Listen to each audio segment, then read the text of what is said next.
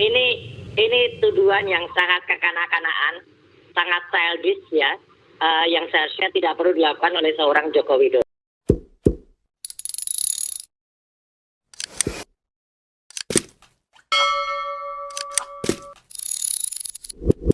Malam iNews TV. Ya. Baik, selamat malam semuanya.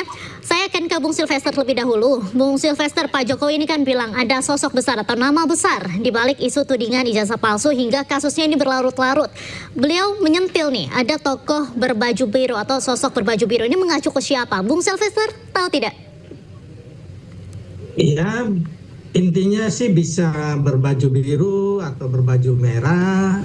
Yang kalau kami melihat bahwa isu ini bukan hanya masalah ijazah palsu ya, tapi ada isu matahari kembar, kemarin isu Indonesia gelap, dan juga isu pemaksulan yang mana kita ketahui baik Pak Prabowo sendiri, terus teman-teman di lingkaran Pak Prabowo dan juga Pak Jokowi, dan kami semua serta masyarakat saya pikir sudah tahu bahwa nggak mungkin isu-isu ini dihembuskan apabila tidak ada kepentingan politik. Nggak ada agenda dalam rangka, saya mengutip dari Pak Jimli Asidiki ya kan, yang mengatakan bahwa isu ijazah palsu lah contohnya adalah dihembuskan untuk menghancurkan karakter daripada lawan politik. Jadi intinya nggak mungkin juga kawan-kawan ini sekedar mengurus isu ijazah ini, sedangkan kita tahu bahwa sebenarnya kami dari pendukung Prabowo Gibran termasuk Pak Jokowi inginnya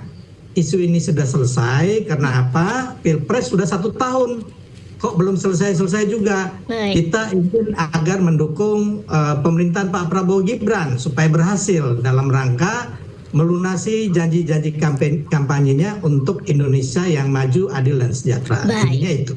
Baik, Mas Roy. Kalau ada nama besar seperti yang disampaikan oleh Pak Jokowi, banyak juga yang menduga ini ada yang menandai. Betul, Bung Roy? ini tuduhan yang sangat kekanak-kanakan, sangat childish ya, yang seharusnya tidak perlu dilakukan oleh seorang Joko Widodo. Seluruh masyarakat Indonesia malah tertawa melihat ini. Artinya apa? Persoalan demi persoalan belum selesai, malah Joko Widodo menambah musuh baru, menambah persoalan baru.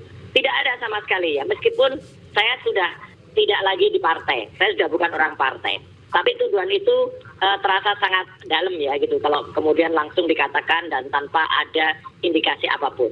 Partai biru kan hanya ada 3 ya, yang 2 biru gelap ya, yaitu Demokrat, Nasdem, kemudian satu lagi biru agak terang yaitu adalah PAN. Ini kan sangat tidak mungkin. Semuanya sekarang adalah pendukung dari Prabowo Gibran ya, artinya kan nggak mungkin ada yang menelikung di dalam. Bukan sifat, apalagi sifat Demokrat. Bukan sifat Demokrat untuk menelikung dari dalam. Saya kira tidak ya. Saya orang yang sangat tahu diri, meskipun saya sudah tidak di partai itu, tapi saya sangat tahu sifat dari Pak SBY. Demikian pula saya sangat tahu sifat Pak Surya Paloh. Demikian juga dengan saya, insya Allah saya juga tahu sifat Pak Zulhas ya. Jadi saya kira nggak ada. Jadi ini saya kira benar-benar ada tuduhan sesat dan kekanak-kanaan childish dari seorang Joko Widodo. Ya, bahkan acara hari ini yang diselenggarakan pun di Jogja ya, reuni dadakan yang sangat lucu itu juga menunjukkan kekhawatiran luar biasa, dan dia sangat kelihatan sekali post-war syndrome dan menjadi bahan tertawaan. Itu menjadi bahan tertawaan loh di semua grup UGM ya gitu. Jadi reunian itu jadi bahan tertawaan. Jadi kan malah makin menunjukkan kelasnya ini.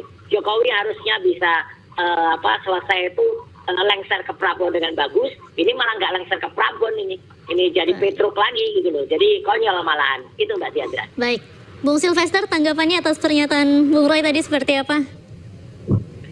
Ya saya mau mengatakan bahwa Pak Jokowi ini sudah mencapai titik tertinggi dari seorang politisi di Indonesia yang tidak pernah bisa disamai oleh siapapun ya sampai saat ini. Pernah menjadi wali kota 2 kali berhasil, gubernur, menjadi presiden 2 kali dipilih rakyat, dan terakhir mengendorse Prabowo Gibran berhasil. Jadi saya pikir Pak Jokowi saat ini tidak mempunyai kepentingan politik apapun ya kan, sebagai pribadi ya. Beliau nggak bisa mencalonkan diri lagi sebagai apapun kecuali mendukung Prabowo Gibran. Isu-isu ini kan yang menghembuskan bukan Pak Jokowi atau kami gitu loh. isu-isu ini kan dari teman-teman yang kemarin kalah pilpres, ya kan, kemarin yang tim suksesnya 0103, termasuk juga daripada orang-orang yang kemarin dibredel organisasinya seperti HTI FPI dan juga para koruptor yang kemarin mendanai, kita lihat, Indonesia Gelap. Sudah ada tersangkanya, sudah ada aliran dananya, dan juga sudah ada yang ditahan, yaitu Saudara Marcella, terus Saudara Tian Baktiar yang mantan redaktur di Jak TV, dan juga ada satu lagi saya lupa namanya, Basar, yang ada anggotanya 150 orang. Jadi itu kelihatan sekali bahwa sebenarnya isu-isu ini dalam rangka pastinya politik gitu loh ya. Mungkin kalau ijazah palsu Mas Roy membantah, silakan saja ya kan, boleh-boleh saja ya kan. Tapi intinya kalau saya melihatnya bahwa ini bukan hanya isu ijazah palsu, ada matahari kembar di situ. Ngapain dimutkan? Terus pemaksulan, dasar hukumnya nggak ada, dihembuskan, bahkan mau menduduki MPR DPR, melakukan revolusi, pasti ada tujuannya dong, ya kan? Terus isu jadi intinya menurut saya pasti ini selain masalah hukum, masalah Mas Roy mengatakan saya hargai mencari kebenaran, silakan. Tapi kalau nggak ada unsur politiknya juga omong kosong gitu loh. Jadi pastinya ada yang menunggangi, ada yang memanfaatkan itu, ya kan? Yang kita tahu ini dalam rangka supaya Prabowo Gibran nggak sukses atau nanti menjelang 2029, ya kan? Jadi itu yang saya harus mengatakan bahwa itu memang ada kok gitu loh, ya kan? Dan Pak Prabowo juga mengatakan itu, kayak Indonesia Gelap, beliau mengatakan ada yang mendanai, koruptor yang mendanai, itu clear and clean gitu loh, ya kan? Pak Jokowi mengatakan itu.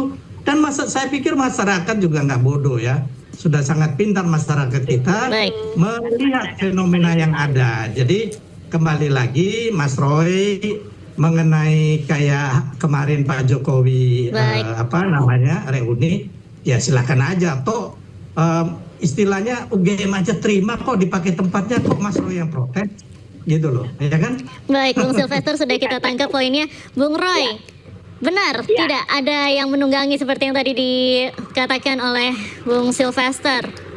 Ada yang mendanai tidak nih di balik kepentingan politik ini? Tidak ada. Kalau soal pemakzulan itu memang harus dimakzulkan. Kita tahu lah kapabilitas apa. Negara kita mahal sekali nih membiayai seorang wapres yang sama sekali tidak capable dan tidak kompeten ini.